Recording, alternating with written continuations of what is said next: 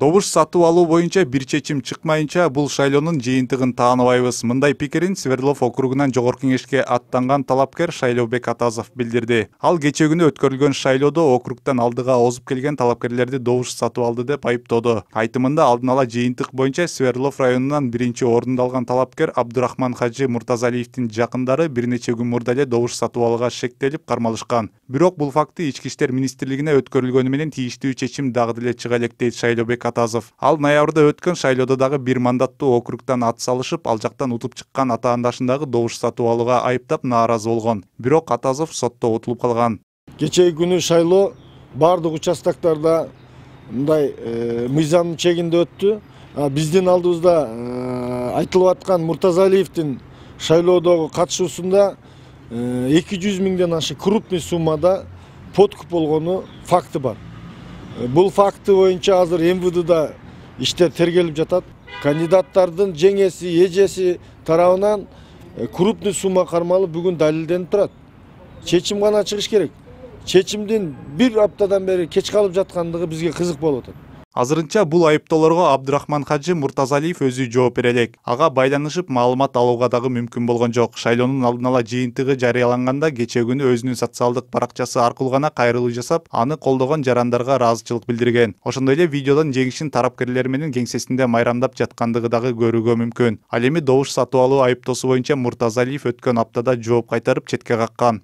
Если честно, я даже представления не имею, кого могли поймать из моих агитаторов, потому что я созвонился со всеми начальниками штабов, и все наши агитаторы сегодня работали, как всегда, и никаких проблем нету.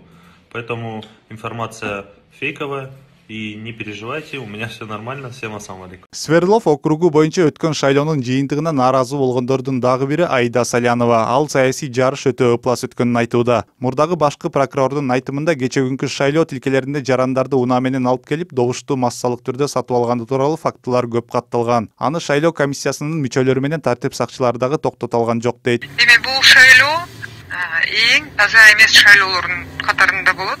Таң атпай эртең менен баягы шайлоо керек болсо баштала элек деле сатып алуулар башталды. Наблюдательдер, доверенный лицалар реакция кылып, ошо мыйзам бузууларды токтотуп калганга болгон аракеттерин жумшашты. Болгон нарушениянын баары сыртта болот. И ошол нарушенияларды эч бир байкоочу, эч бир ишенимдүү адамдар токтото алган жок. Белгилей кетсек, кечээ күнү Бишкек шаарындагы 2 округ боюнча өткөрүлгөн кайра шайлоодо жалпысынан 50 талапкер ат салышкан. Ага жалпысынан 120 тилке ачылып, 215.599 адам тизмеге кирип, бюллетендер басылып чыккан.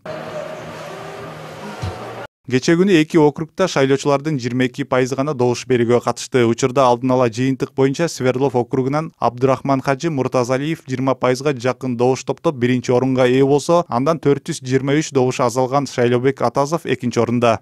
48 болото. Ал эми 1-май округунда өткөрүлгөн шайлоонун жыйынтыгы боюнча Эльвира Сурабалдиева ат жабым алдыда. Ал шайлоочулардын 48% добушун алган. Белгилей кетсек, бул округда дагы жарандардын 17%, тагыраагы 19.230 адам гана шайлоого катышкан. Дастан Жолдошев, Денис Ламбешенбаев, НТС.